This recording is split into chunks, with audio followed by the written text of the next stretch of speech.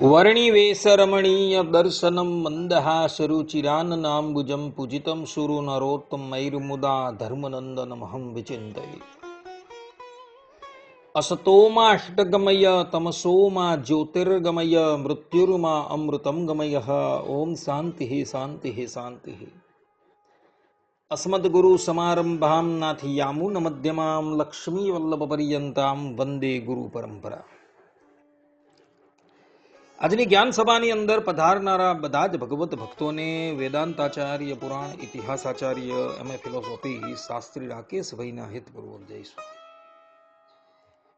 ભક્તો, આજની આ જ્ઞાન સભાની અંદર આપણે બધા વાત વાતમાં સોગંદ ન ખાવા, ભગવાનના સોગંદ ક્યારેય ન ખાવા, વાત વાતમાં સોગંદ ખાનાર કઈ દુર્ગતિને પામે, આ વિષય પર થોડી વાત શ્રવણ કરશું. તો બધા જ શ્રોતાગણો ધ્યાનપૂર્વક આ પ્રવચન શ્રવણ કરે અને એને આત્મસાત કરી દે.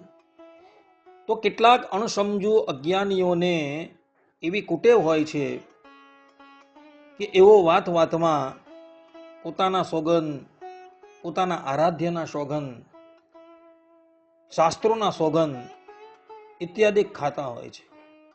પરંતુ એ દુર્બુદ્ધિઓને ખબર નથી કે શાસ્ત્રોની અંદર એવા વચનો જોવા મળે છે કે માનવે ક્યારેય પણ વાત વાતમાં સોગંદ ન ખાવા, ભગવાનના સોગંદ ન ખાવા. કારણ કે જે લોકો વાત વાતમાં સોગંદ ખાય છે અને એ સોગંદ પૂર્ણ નથી કરી શકતા, તો એવા મનુષ્યની દુર્ગતિ થાય છે.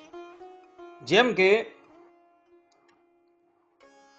મનુ મહારાજ મનુસ્મૃતિમાં કહે છે કે ન વૃથા શપથમ કુર્યાદ આત્મનોપી કદાચન વૃથા હિ શપથમ કુર્વન ઈહ ચામુત્ર નશ્યતિ.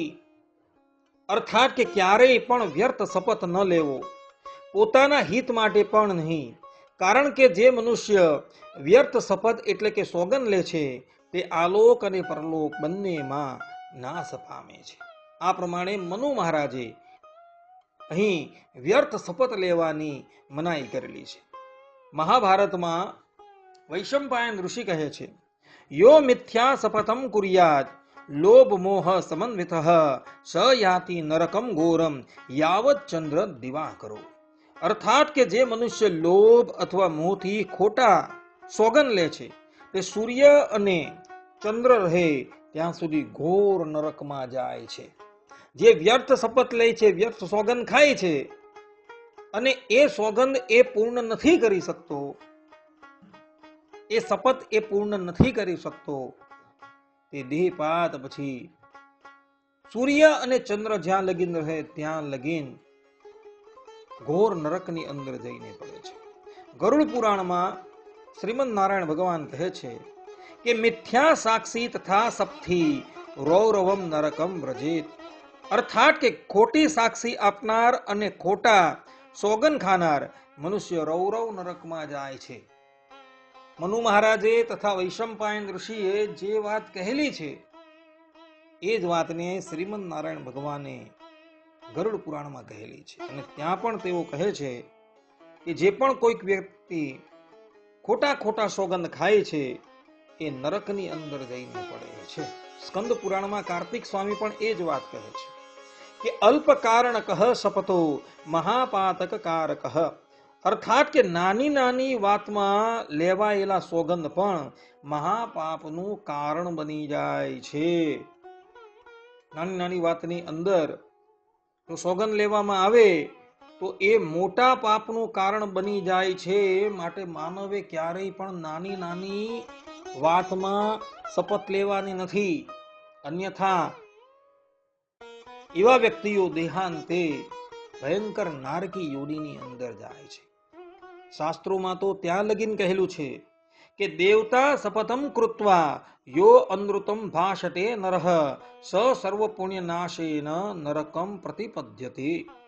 અર્થાત કે જે મનુષ્ય ભગવાનના નામે શપથ લઈને અસત્ય બોલે છે એ પોતાના સર્વ પુણ્યનો નાશ કરીને નરકમાં જાય છે. ભગવાનના સોગંદ ખાઈને જે પણ કોઈક વ્યક્તિ અસત્ય બોલે છે, અસત્ય શપથ લે છે, અસત્ય સોગંદ લે છે, એ બધા જ લોકો પોતાના સર્વ પુણ્યનો નાશ કરીને દેહાંતે ભયંકર તામસ યોનિની અંદર પ્રવેશ કરે છે.